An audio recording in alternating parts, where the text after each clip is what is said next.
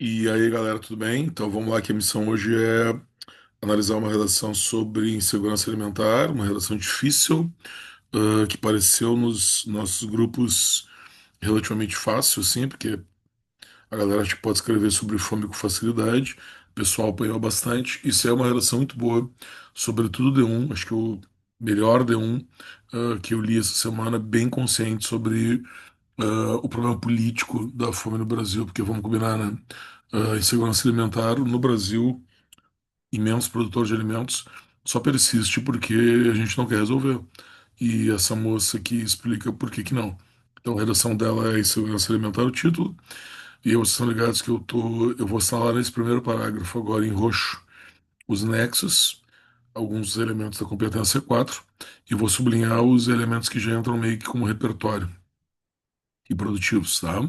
Então ela diz, segundo o site CNN, o Brasil lidera o ranking de maior exportador em escala global de alimentos como carne bovina e soja, com uma produção suficiente para alimentar 900 milhões de pessoas, incrível, né?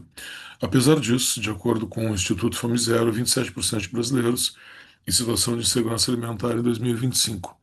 Essa perspectiva torna-se imprescindível refletir acerca da fome no Brasil e de medidas para combatê-la.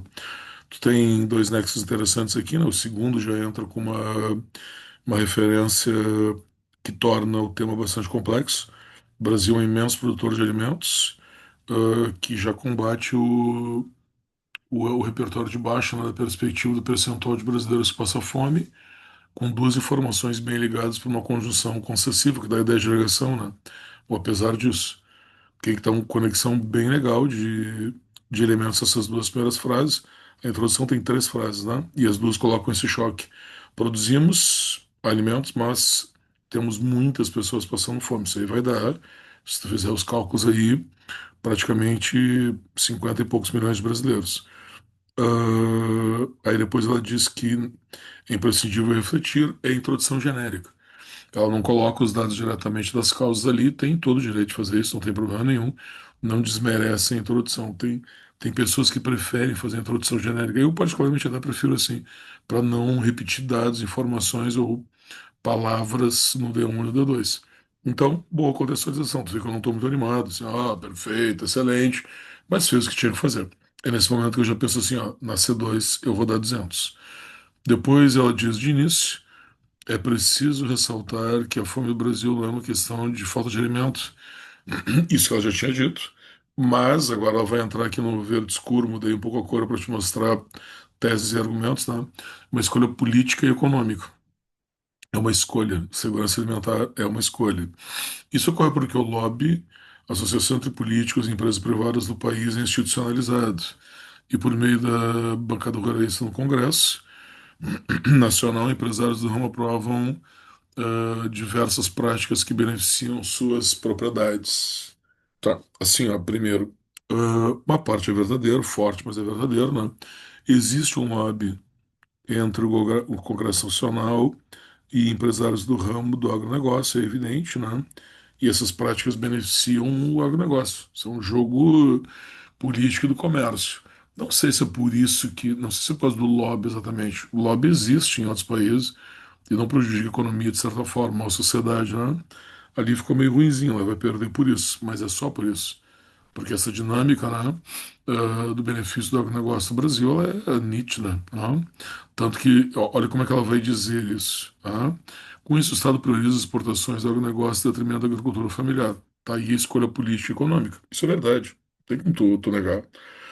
Mesmo que, segundo o IBGE, 70% dos insumos consumidos no país sejam oriundos de pequenas propriedades. Aí a gente tem a volta dos nexos, né, de início, mesmo que segundo. O segundo IBGE, 70% dos alimentos, dos insumos, é um repertório, né, e, e depois ela vai dizer. ah, eu preciso me lembrar aqui de uma coisa importante, que é o seguinte, ó. As exportações do agronegócio, detrimento da agricultura familiar, são uma escolha, até certo ponto, por isso que eu não acho tão errado esse lance do lobby, tá? Elas poderiam ser legítimas, tu entendeu? Desde que esse acordo, imaginemos, tá, que o Brasil tem essa vocação agrícola, etc., nós poderíamos beneficiar o agronegócio desde que houvesse um acordo, desde que esse acordo tivesse uma reciprocidade. Ó, eu vou te beneficiar, eu vou botar uma grana aí, tu vai produzir uma riqueza enorme, mas tu vai ter que investir também na agricultura familiar, entendeu? Uma parte dos teus impostos vai ter que ser destinado a pagar, subsidiar uma parte da agricultura familiar, entendeu? Ou dentro do latifúndio do soja, tu tem que ter uma parte que tu produz alimentos para as pessoas, entendeu? Não é, aí não é uma, seria uma ingenuidade da nossa parte imaginarmos que tu não vai beneficiar uma política econômica aquilo que vai dar muito certo. O problema é que tu também teria que obrigar, se tu está dando benefício a esse setor que está sendo beneficiado, a ter algum tipo de reciprocidade, entendeu? Então ali o lance do lobby, exatamente, eu acho que é muito madura a crítica dela, acho top, assim, mas não é exatamente isso, porque nenhum outro lugar deixaria de fazer o benefício, desde que houvesse reciprocidade, ok? Depois ela vai dizer assim, dessa maneira, a destinação acentuada de terras para a produção de commodities, como soja, se dá por conta da vontade financeira que traz os latifundiários, mas também ao governo, mas também à economia, correto? O problema é que, desimpedidos de fazer qualquer tipo de reciprocidade por uma grana que ou receberam ou deixaram de dar ao governo, esses latifundiários não ajudam a agricultura no geral, não diminui o valor dos alimentos. Isso realmente diminui a disponibilidade de grãos consumidos pelos brasileiros e esvazia o mercado interno. Então, isso é verdadeiro, correto? Perfeita. Eu digo perfeito ali, mas estou criticando o lobby. Porque o lobby dá a razão pela qual o alimento não chega barato e mais abundante é essa. Agora, o lobby poderia ter um resultado melhor. É nesse sentido que eu te digo, não é o lobby, ok? Ou é esse tipo de lobby especificamente. Vamos no D2 agora. Por conseguinte, mais um nexo. Observa-se a formação de um círculo vicioso. Aí a tese que ela vai gerar agora. Temos um círculo vicioso na parada para analisar. Nesse âmbito, a forma negligente com que o governo maneja a situação da fome no Brasil provoca o aumento do preço dos alimentos, acarretando maiores índices de violência urbana, por exemplo. Aí vinha aquela casa, aquele caso, né, da coisa da pobreza e já mete a violência ali, tá entendeu? Ah, eu não gosto muito desse tipo de análise. Dificilmente a gente analisa, por exemplo, a injustiça social, o mal-estar dessa permanência da fome e da miséria, que é horrível, né? Mas ela não vai analisar exatamente assim, de a pessoa cair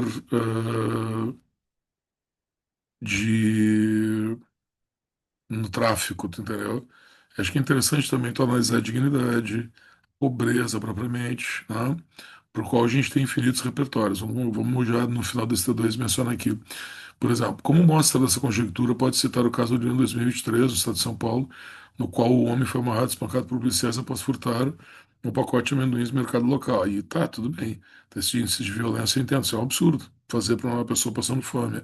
Assim, o Faleiro também tem algumas crônicas sobre isso, né? Tem aquela crônica do cara que vende guarda-chuva na frente de um supermercado nacional. O Faleiro diz que é um nacional. E depois furta um pacote de bolacha e também é espancado. Né? Então isso realmente existe, tá? É super retratado. Tá valendo então, tá legal o que ela fez. Assim, afere-se que o quadro de segurança alimentar pode resultar em um processo de marginalização dos indivíduos. Putz, boa, marginalização no sentido ah, de furtar comida, né? O que, combinado com a falta de políticas públicas, favorece o cometimento de furtos, mesmo que de impacto mínimo para a empresa, ela quer dizer, e ostensiva repressão das autoridades.